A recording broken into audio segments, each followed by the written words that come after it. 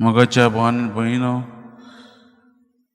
आमी जेन्ना केन्नाच कामाक लागता आमकां एक वर्क डिस्क्रिप्शन आसता.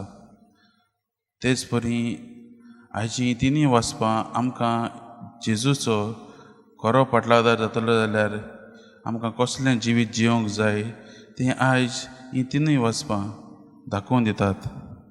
आयच्या पयल्या वचपांची आमी थोडी इतिहास जावन घेवया, थोडी फाटभूंय समजून घेवया. जुदाची राजवटकी चलताली आनी तेन्ना जुदाची राजवटकी चलताली आसतना तांच्या आकांताच्या काळाक जेरेमिया प्रवादी पयल्या वचपांत आमी पळयलां. जेरेमिया प्रवादी तांकां तांच्या आकांताच्या काळार तांकां तो जागृत करूंक फुडें सरता.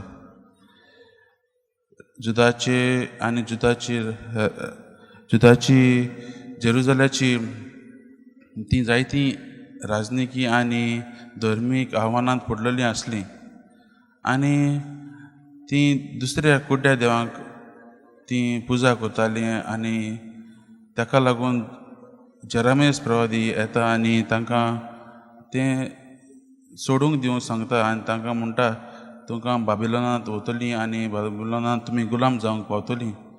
पूण ताचे ही जागृताय ही चतूर करता तें आयकुचे खातीर सगळे राजकार आनी लोक ताची मस्कऱ्यो करतात, ताका पिडापीड दितात आनी ताका बुणकुनींत लेगून घालतात.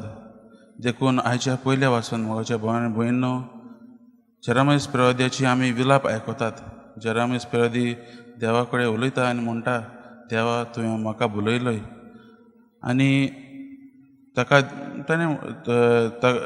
खरो अर्थ, एक प्रवाद्याचो खरो अर्थ, देवाचो सेवकाचो खरो अर्थ ताका कळटा. हें सोंपें न्हय. देवाची सर्गीचें राज परगटलें जाल्यार जायत्या त्रासान जायतें भोगचें पडटा, जायतें सोंसचें पडटा. पूण तो आपलें काळीज हलकें करिना, पूण देवाच्याच आदारान तो ताका दिल्लें कार्य मुखार व्हरता.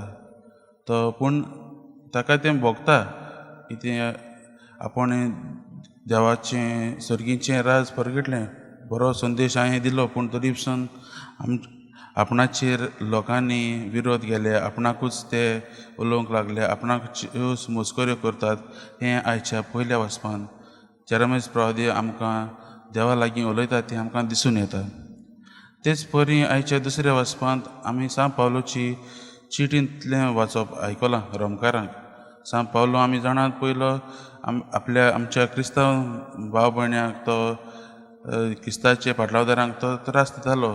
पूण एकदां जेन्ना जेजू ताच्या जिवितांत येता आनी तो जेजूचो खरो पाटलादार जाता, तोय भोगूंक लागता आनी तो आयज आमकां सगल्यांक जेजूचेच देवाकूच आमचें समर्पण करूंक सांगता.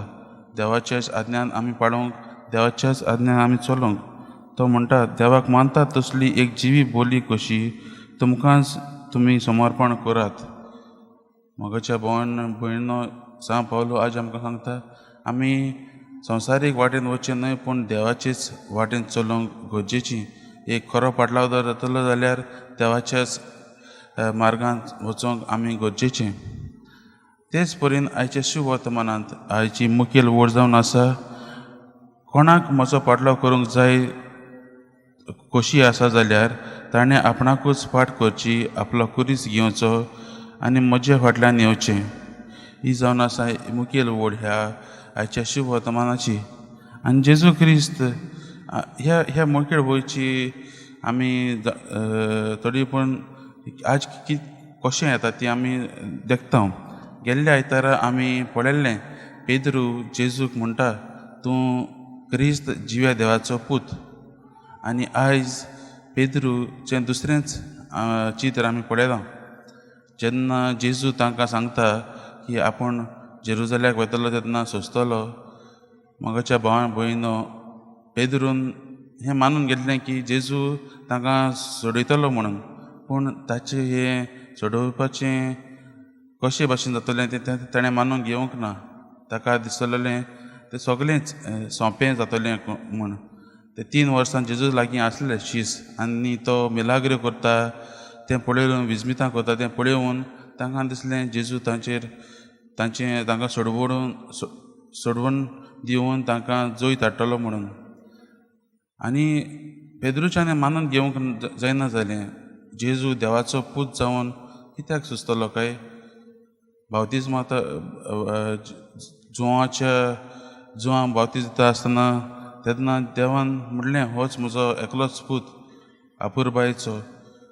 आनी देव जेजू कित्याक सोसूंक दिता हें पेद्रूच्यान सोसूंक जायना जालें. आनी पेद्रू जेजूक म्हणटा तुका केन्नाच हें अशें करूंक दिवचो ना. आनी तो सैतानाच्या रुपान जेजू मुखार येता. आनी आमी जाणा कितें जालें तें. मोगाच्या भावांनी भयणीनो, ज्यो देवाचें चिंतप आसलें की ज्यो देवांक न्हू हे रोमकार राज चलयताले, तर तांचें चिंतप कितें आसलें? एक दीस एक सोडवणहार, एक क्रिस्त येतलो आनी तांकां हे रोमकारांच्या गुलामपणांतली तांकां सोडयतलो म्हणून. हेंच सिसाच्या मनांत, हेंच पेद्रूच्या मनांत आसलें. जेजू एक संवसारीक फुडारी अशें तांकां दिसलो. जेजू तांकां एक संवसारीक क्रिस्त कशें तांकां दिसलो. मोगाच्या भावान भयणीनो, जेजून बापाचे कुशीक आपलें समर्पण केलें आनी आपकुशीनच तो येयलो आमच्या संवसारांत आमकां सोडवण दिवंक. झगडोन न्हय पूण आपल्याच्याच कश्टां मरणान ताणें कुर्सार वचून आमकां हो एक सिंबल कसो जालो आनी आमकां ताणें दाखयलें. तर मोगाच्या भावां भयणीनो, आयज आमी आमच्या जिवितांत नियाळ करुया आनी हेच प्रश्न आमकां करुया. आमी जेजू भाशेन बापाची कुशी करतात काय आमच्या दिसा पडट्या वावरांनी? वो आमी सुस्त जिवंक कुशाल आसात काय? मोगाच्या भावां भयणीनो, आमच्या जिवितांत जेन्ना आवगुडी येतात तेन्ना आमी त्यो सोंसतात जेजू भाशेन सोंसतात काय? वो आमी त्यो येतात म्हूण निराशी जातात काय?